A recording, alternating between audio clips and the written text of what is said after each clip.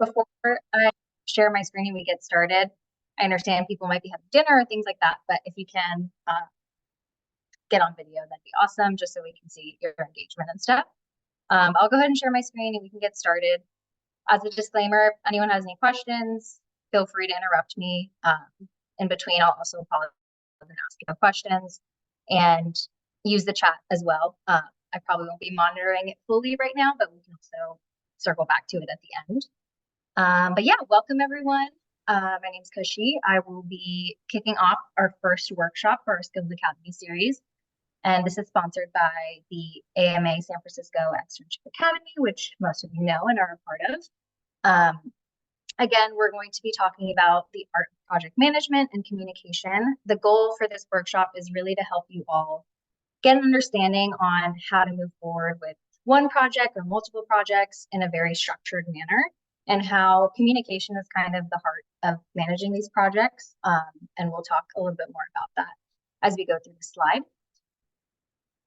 Starting off, I'll just go through our agenda. So for today, I'll share a little bit about myself, and then we can get into some core definitions, like what a project is, things like that.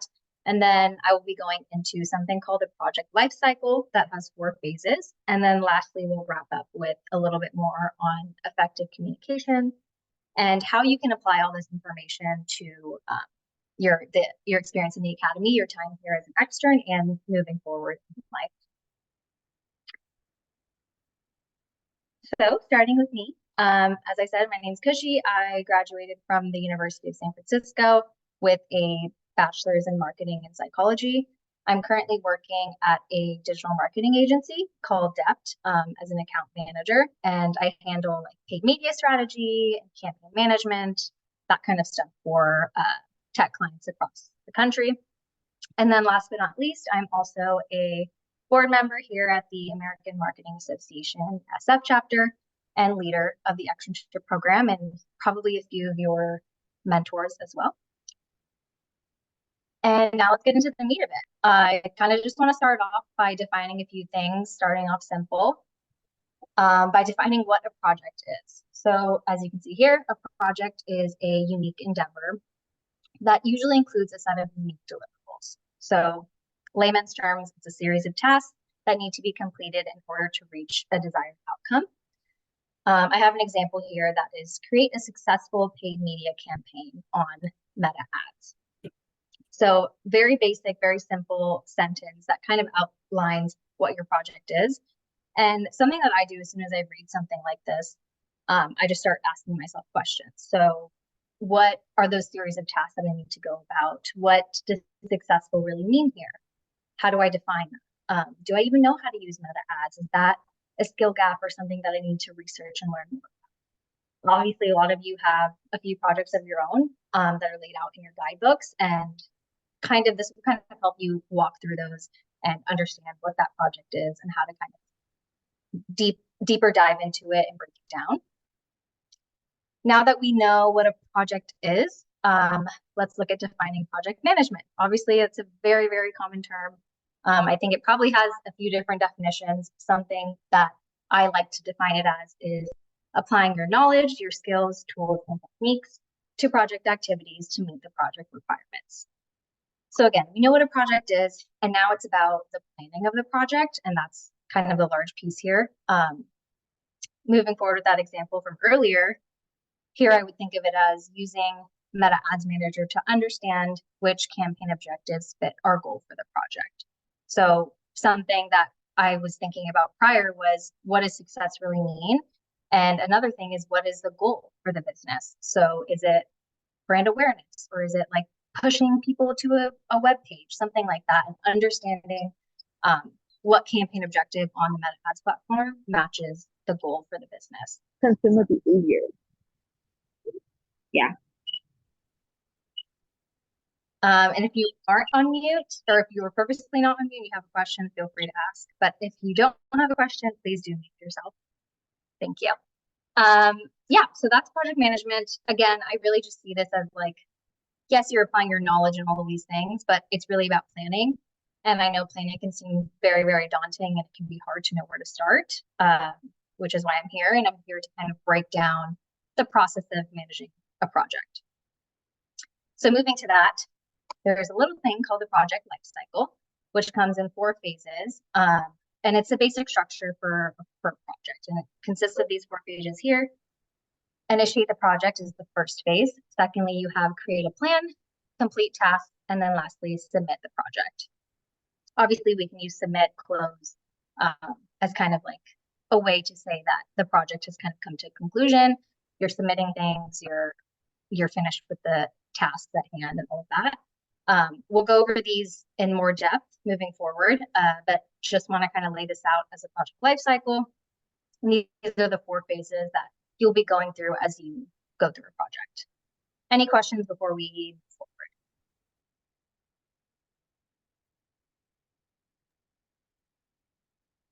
Cool. Unmute yourself if you need. But yeah, so we'll move on to phase 1, which is initiate the project. So this is the first phase of the project life cycle. And here you're really establishing why you're doing what you're doing, what value it's delivering to the business. So at this point, which is kind of where all of you are, I want you to think about what problem your project is trying to solve. And I think that's kind of the overarching question that you want to ask yourself when you're initiating the project. And a couple things that are part of this phase 1 is number 1, having project objectives, and secondly, project goals. So your objective is something that clearly states what the project intends to achieve and the larger business objective it connects to. So as an example, let's say you're looking at having a holistic marketing strategy. Great, that's your objective. But what is that larger business objective? It could be to increase brand awareness of the product or the service that you're working with. And then as for project goals, here you want to ask yourself what you're trying to achieve with conducting this project. What's the purpose of even doing it? Why are we doing it? Is there one goal? Are there multiple goals? Definitely recommend looking at SMART goals for this. For those of you that don't know, SMART goals are specific, measurable, achievable, relevant, and time-bound, time-based goals. So those are things that you want to think about in terms of creating a success metric. So yes, let's say I want to build a holistic marketing strategy that involves having a paid meta ads campaign to increase awareness or anything like that. How am I going to measure that? What's my success metric? Sure, it might be social media engagement, but like dive a little bit deeper, get a little bit more specific. Is it how many likes? Is it how many followers? Things like that. That can vary with your different projects and vary for your business. So that's something to really, really think about in terms of specifying your goals and identifying those when you are in phase 1, which is initiating the project. Any questions? Cool. A few other things for initiating the project that I would like everyone to think about is, especially for like our structure here for the Academy, is assigning roles. I'm sure a lot of you have done this already, but assigning roles and having those responsibilities, matching each other's skills and interests, even availability of certain team members with whatever tasks and deliverables and expectations you have for your project. This is super important. It keeps everyone in check. So you're not managing multiple things as an individual. At the end of the day, this is a team and you want to work as a team. So assigning roles and having very specific responsibilities will also be helpful in terms of phase 1. And then additionally, talking about barriers. So this is kind of goes into the communication preferences, where something you might want to talk about with your team prior to even like getting to your tasks and planning the project is, what is something that's going to stop us? What is something that's going to get in the way of that project progress? Let's talk about it. Let's communicate. But also don't stop there. Let's say you've identified something that this could definitely be a speed bump. This could definitely be something we run into. How are you going to be able to resolve that or even avoid that to begin with? And I think communicating about that at the beginning of your process would be very, very helpful to kind of have more of a smooth project planning and management task orientation. But we'll get more into that communication stuff a little bit later on. Next, we have phase 2. So phase 2 is all about creating your plan. A lot of time will be put into phase 2.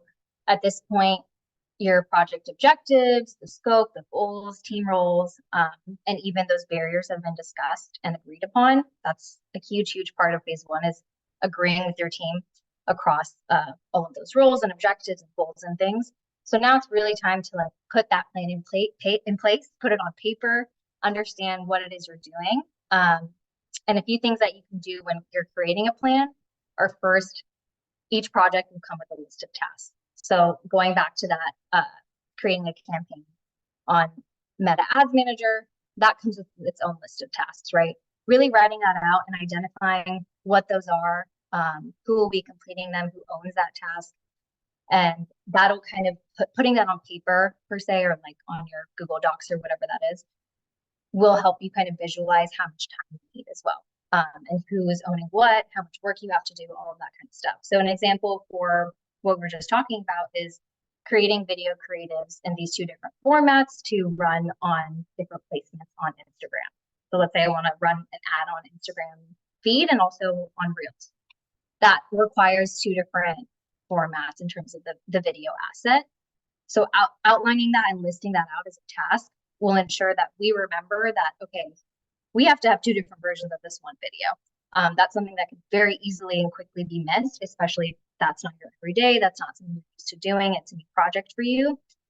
Understanding that, getting that information will be really important, and kind of listing it out and who's owning that. Secondly, in terms of creating a plan, you want to look at what resources or what tools are needed to move forward with the plan and put it into place. For example, if you have a skill gap, if you've never used Meta Ads Manager, if you've never used MailChimp, that's something to really research and look into. I wouldn't take that as like I don't want to work on this project because I don't know how to do this. You can take it more of a challenge and something maybe you're interested in, you want to learn about, because education is luckily everywhere.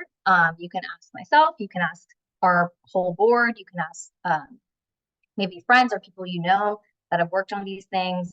Do your own research, Google, Khan Academy. There's all these other opportunities to kind of fill those skill gaps that you can look into. So resources, tools, definitely a part of creating that plan, so you know what's feasible and what what resources and tools you need in order to complete those tasks.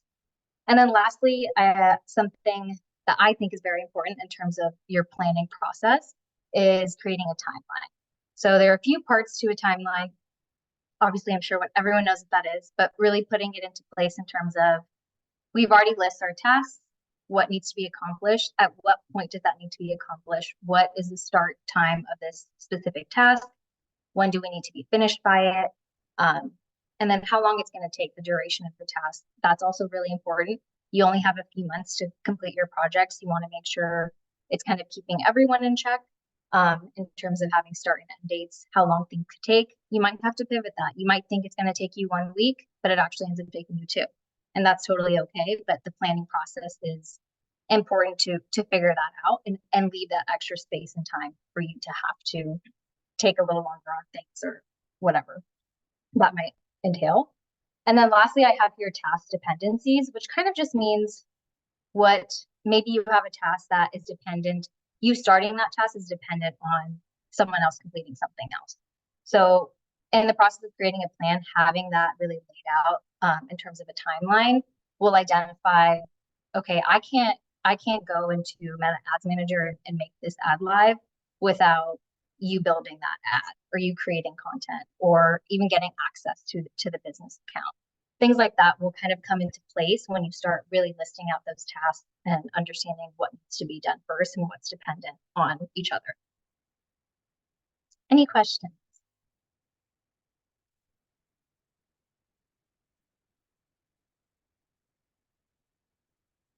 Awesome. We will go into phase 3. Like I said, phase 2 is kind of a mouthful, creating a plan. It's a lot of what you'll be doing and putting it on paper. As for phase 3, this is where the work is happening. This is what you've probably been waiting for. I know we all get really excited when we have a project in our hands and we just want to get to a task, keep going. But I do suggest taking a breath, looking at kind of a wider lens and going through that initiation and that planning and those phases to get to phase 3 and feel very confident and comfortable that it'll be more of a smooth process and you'll reach that outcome of reaching your goals and finishing the project. So here in phase 3, your project plan is being put into motion. People are really carrying out those tasks. You see progress, updates from your teammates. You're, communicating with each other, all of that stuff. I think throughout this step, it's important that all of the project owners should be keeping the entire team informed of the status of the projects, where you are, where your speed bumps are, what issues are you having, things like that. I think, let's be honest, speed bumps will occur, even with all the initiation and the planning and putting things on paper. We're human, things happen, speed bumps are going to happen. And that's when we really, really turn to communication as a team.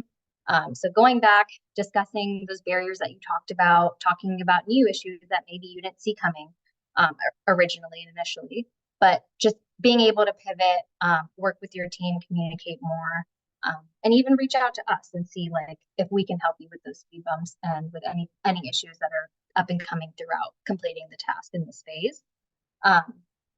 As a reminder, I do want to say before you hit phase 3, as I said, we do really want to get to this step and start working on things and getting our hands dirty.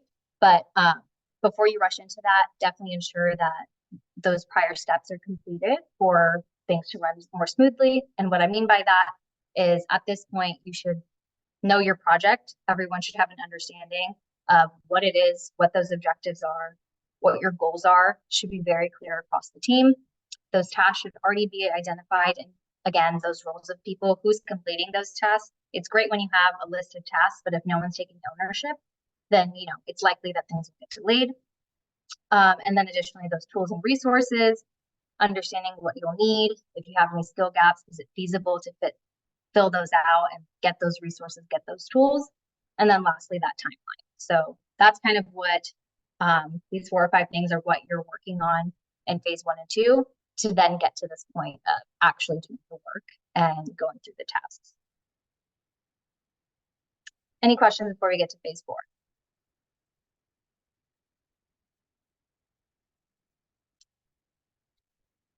Awesome. So phase 4, finally, we're submitting the project. Your projects and your tasks are complete.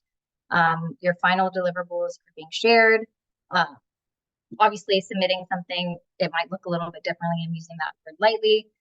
Whether you're handing over documents, campaign plans, whether you're pushing ads live or pushing content live organically on someone's social media platform, newsletters, things like that. But in this phase, yes, you're at the completion. You've hopefully reached your goals and have some sort of success. But I think a really large part of phase 4 is understanding what your outcomes were. Again, did you reach your goals as a team? If you didn't, did you reach them partially? What went wrong? And really going into the measuring and analyzing of it all. So what went well, what did not? Understanding what the team did, what the process was from start to finish. Take a look back, like, was there something your team could have done better? Did you not communicate here and you didn't see as great of results? And maybe talk about things what you would do moving forward. But yeah, that is kind of the bulk of phase 4. Any questions for the whole project lifecycle? I just have a question regarding how to organize all this. Like, should we be using project management tools like Asana, especially for us externs? Should we be using Asana or something similar to help us organize all this? Yeah, great question. Obviously, you totally can use like outside project management tools. Something about that can be an issue is like getting everyone understanding a certain platform. Asana is a great tool. I've used it a lot in the past, and I love that as a tool. I will have some like templates and things like that to share with you all. So if you want to keep it more simple and just kind of have a place of like, okay, here's our status sheet, here's our timeline, that's totally fine. And I'll go into that and I'll share those templates and stuff. But yes, I know it's a lot of information in terms of all the different phases in the planning.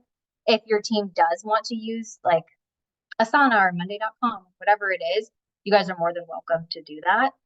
I would just keep in mind that like, then you have to make space for that period of time where everyone's kind of learning a new platform.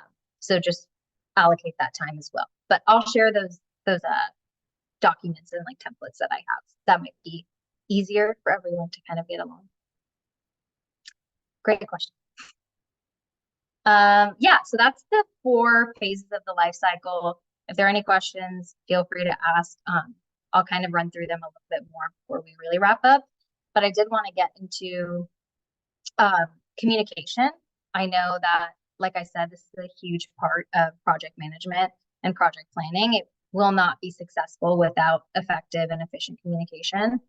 And what I mean by that is effective communication is really just being transparent. So being upfront with all your plans and all your ideas, talking to the full team, talking to your mentors, making all the information available to all is very, very important throughout this process. And that's something you should prioritize in that initiation phase. So when you are working through each phase of the cycle, it won't work without that effective communication. Going through these different methods and styles and techniques with your team will only help you in the process. So I have here like communication methods. That's really just like what channels you're communicating on, whether it's Slack, whether it's email, if you have group chat, actually meeting on Zoom and Google Meets and that type of stuff. Communication styles. How does the team prefer to communicate? How do you like to interact with each other? I think something that I've learned throughout my different processes and projects is everyone communicates differently. Some people love to communicate and touch base every single day, all the time, whether that's on video or it's offline, whatever it may be. And some people need their space to work on their stuff, like to check in every once in a while, whether it's bi-weekly, weekly. And so I think just having that candid conversation with your team, understanding what people's needs are in terms of their communication.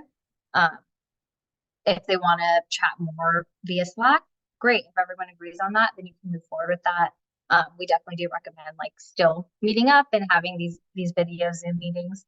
But yeah, I think communication style, that can take a second to understand. Your team and everyone works differently, but it's, again, better to talk about it now as you're just starting out the process and figure out a way to kind of meet in the middle in terms of your methods and your styles. And then lastly, for communication, we do want to look at frequency. So how often are you meeting with your team? Whether it's a video call, whether it's on Slack, are you providing project updates? Like through Slack, are you providing them on your video calls? And even specifying like, what do these updates really include? Or am I just saying, oh yeah, we're on track with the timeline? Or do you want more from that project update? Do you want to know what exactly we've done, what we're working on right now, and what our next steps are, or what issues we're running into, things like that. So I think everyone will have a preference in terms of how specific you want to get or how granular you want to be. And so this communication aspect kind of just runs through the entire life cycle and runs through the process of being a team and completing a project. So always kind of go back to that communication aspect. If you see there's an issue happening or maybe things aren't going as well, this is something you always kind of want to run back to, is being effective, being transparent, making sure everyone's like keeping up with those communication methods and frequency and things like that. Any questions on communication?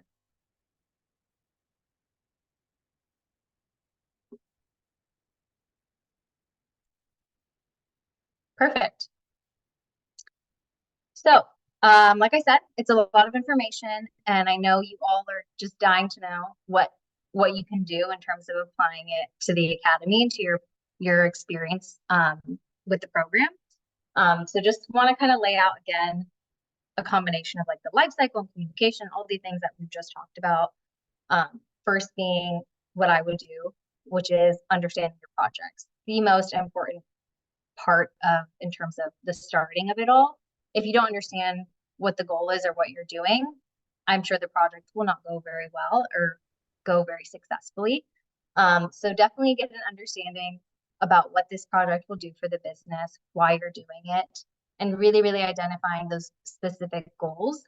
I do suggest measuring success with a specific KPI, key performance indicator. Clearly identify that team. Is it, again, an engagement rate? Is it more followers? Or if it has nothing to do with social media, maybe it's about email marketing, and are you getting responses back? There should be some sort of success metric for every project you're completing or working on, and identifying that at the beginning will be your best friend. Secondly, from there, after kind of everyone as a team has that understanding of the objectives and the goals, you want to assign roles and responsibilities, and again, discuss those communication preferences that we just went through. Our suggestion is to create mini teams. Our teams are about anywhere between 6 to 8 people. You have a few projects at hand.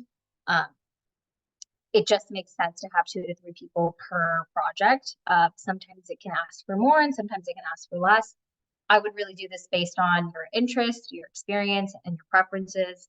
Some people might have experience in social media marketing and not want to touch it, and they want to touch a different project. That's totally fine. That's something you need to be transparent about and communicate with your team.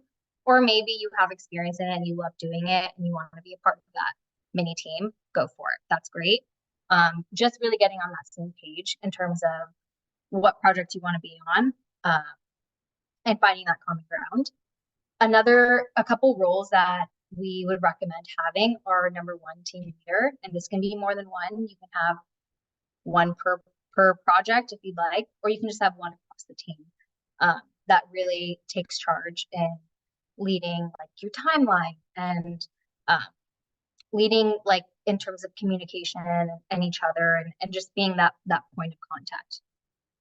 And then also a team communicator, which can kind of cross function with the team leader.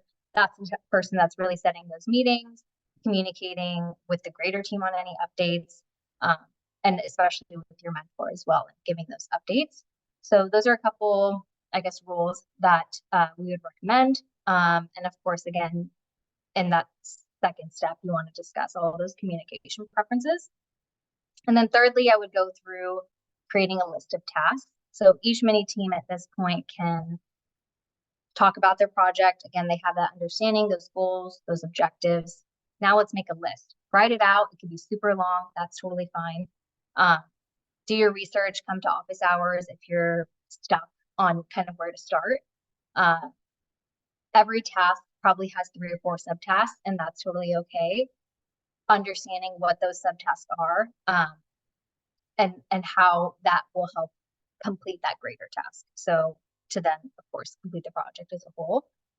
Here, I know it can be, again, kind of daunting, like having all of these bullet points. So we do have a project status sheet, which kind of lays out the task, the details of it, who owns it, things like that. I will share that template with you all at the end of the presentation. That can be very helpful. And if you have another way of kind of going about that, awesome. If that works for your team, you don't have to use any of the templates we give you. It's just there if you need it. And then fourthly, I do suggest building a timeline. That's kind of a lot about what we talked about in terms of start dates and deadlines for each specific project at a whole at a very high level, but also having those dates for each task and maybe even each subtask. I think a lot of the times we're like, oh, we have a few months to do this. And so you kind of delay, or you think maybe this will take a shorter amount of time. It ends up taking longer. Getting on top of that at the beginning, creating that timeline will only benefit you. I think time really flies.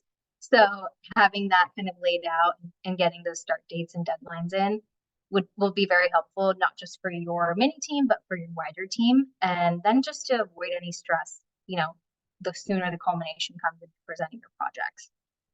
Huge recommendation here is to have those timelines include your communication dates. So I know a lot of you have already kind of talked about that. You want to meet weekly. Great. Set that in the timeline. Have that very clear. We're meeting weekly on Wednesdays at 12 o'clock. Or even having communication in terms of, okay, if we're not meeting weekly and we're meeting bi-weekly, those weeks that we're not meeting, every Friday by 1 p.m., we need a project update from the team via Slack. Having that be super clear so everyone's on the same page will just be super crucial and kind of make the whole process go better. Especially because, not everyone will be seeing each other very often. We're kind of working remotely. It's just better to have all that information kind of available to everyone, even if you're not working with them directly. And then lastly, just a nice little hint. Don't forget to work together and receive perspective from the greater team. I think a lot of the times we're working on something and we're really diving deep into it. We don't care about what other people think. We don't want to get other people involved. We're going forward. But it's very important to not silo yourself. At the end of the day, completing projects are also a team sport. You want to work with each other. You want to gain each other's perspectives. And just ensure you come together for like any sort of larger decision or like strategy or planning, especially building your final presentation. These are really, really big steps of the project, and the full process and this academy. And that's also kind of the point, is being able to successfully manage a project, work with the team, communicate with the team. These are skills that we're trying to build for you all throughout the Externship Academy. So again, super, super important. Don't forget to work together. There will be communication issues, there will be speed bumps, and it's about how you get through those and how you get over those. And these original steps in terms of, planning your project, initiating the roles and responsibilities, all that type of stuff, creating the list and the timelines, those steps will be helpful for you to, not run into those issues, but at the same time, they will definitely happen. And that's a part of the process. And we just want to make you stronger throughout it and be able to pivot and communicate with each other throughout. Any questions? Was this helpful or was this more confusing? Definitely helpful. Can you share the template? Yes. It's in the next slide, and then I'll be sharing this like full deck with all of you. We'll email it to you, but these are all the tools and resources. So we do have a project plan. That's kind of just like your rough draft, brainstorm, identifying those objectives and goals. So there's a template for this, which we can share. And then also we have a template for a project timeline and the status sheet. Again, timeline, pretty simple, start and end dates, deadlines, things like that per project and task. We have our status sheet. I think that this is the most helpful. It really lists out all of the projects, the tasks, subtasks, and especially including those owners, knowing who's doing what. Let's say, your task is dependent on someone else, then you know who's working on that, and you can go to that sheet for reference. And then this is kind of, there's no template for a communication plan, but in terms of what this is, it's kind of, you can create some sort of document if you want to have that like extra level of communication and clarity. Not everyone enjoys having this, and some people just get along and are able to do it, but this is kind of laying out all of those communication preferences versus like assuming that we have the same communication preference. You can just describe the different types of communication, how often you'll be communicating, with what channel, and having someone kind of own that document and receive that information, that type of stuff. But yeah, these few templates, resources will be shared with you. I will share this deck out with everyone. Any questions before I move forward?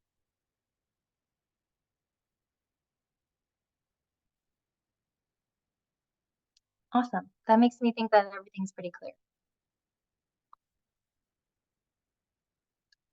Cool. A few housekeeping items. We do have more upcoming workshops.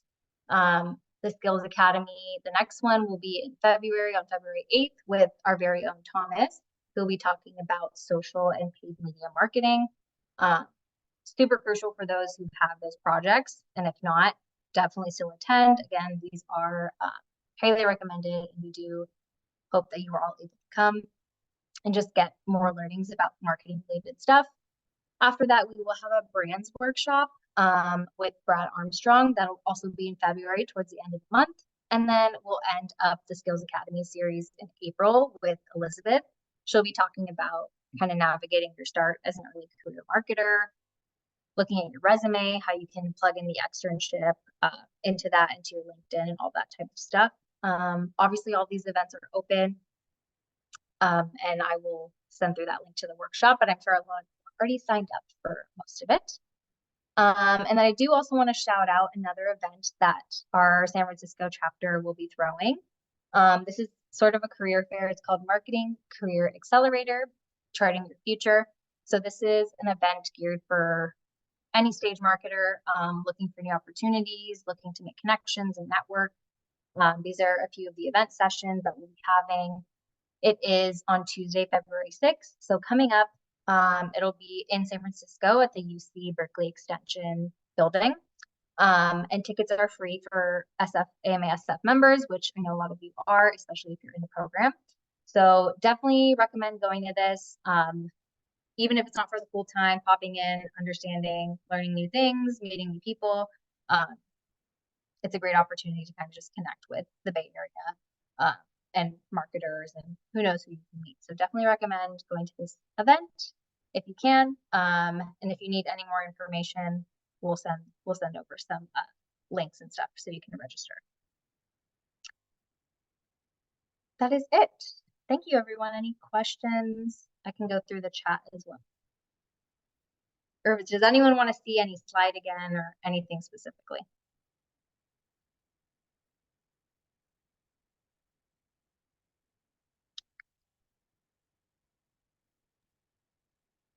I guess I'm just curious, how did you learn about project management and apply it to your professional career?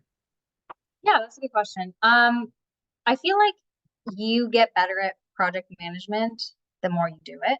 And what I do now, it's just like a series of projects in terms of like campaign management and stuff. And then it kind of ended up being like putting these things that I was already doing and giving it like a title. I do recommend also there's like courses on project management and stuff that I've also taken on like LinkedIn or Google, things like that that have really helped me kind of create these like phases and understand that whole journey. And like you were saying, Daniel, too, like there's so many project management tools that people use. But sometimes I think it's nice to like take a step back and look at that like wider lens, because we can get kind of crazy and just like, I'm a very do person. I'm like, all right, let's do this. Let's get started. Let's do task number 1, 2, like, let's knock it out. But I think I realized like going through different projects, running the Externship Academy, like it does benefit you to take that step back and look at like, why am I even doing this? What are the goals? What are the objectives? And working with clients in my day-to-day life, at work and in my career, since I do work with clients, a lot of the time I'm the one pulling for that information in terms of kind of how you all are, right? Like you're trying to get the information on like what the goal is of us doing this project. What do you guys really want to see? And that has really highlighted in my head, like how important that is before you even get started on something. Andrew, did you have a question? Yes. My question to you is, since you also studied psychology in college, how can psychology, basic psychology, be of an assistance when doing business and marketing in the real world? Great question. Yeah, psychology for me is just kind of a passion. I've always really liked the field. It does really fit in with marketing in terms of consumer behavior. So just kind of understanding, like in terms of psychology, like how people are thinking, why they're thinking that way, being able to tell how they're thinking or what movements or actions they're making really fits with consumer behavior. And then that kind of works into marketing of like, how is my consumer going to behave if they see this ad in terms of my target audience? Or how is our target audience going to behave if they don't see this ad or whatever it is? So like, I think that connection started to kind of come up in terms of consumer behavior specifically.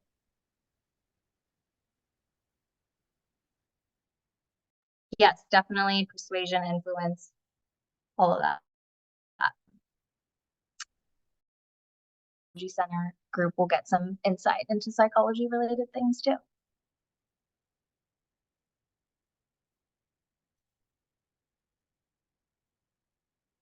Cool.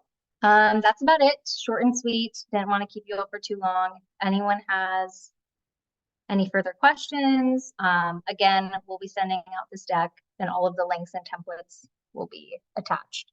I hope this is helpful. Let me know if you're interested in more about the phases or anything like that. I'm happy to help. Thank you. And you're going to send the copy of the slides through email, right? Yeah, I'll send it through email and I'll send it through the Slack channel, the external only channel. So if you're not in that, let me know. All right, thanks. Thank you. Thank you. Bye, y'all. Thank you. You. Thanks. Thank you. Yeah, good night. Good night, everyone. Thank you.